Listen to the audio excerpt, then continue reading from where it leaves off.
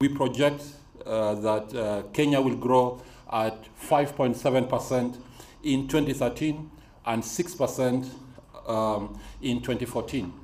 Poverty, we believe, according to our estimates, that poverty might have reduced, but if you're an economist, statistician, the range is so wide.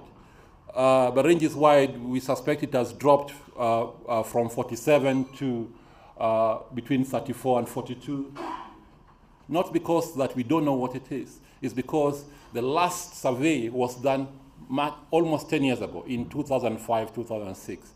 So even if you're a great econometrician, unless you have rich data, you cannot predict how poverty has performed.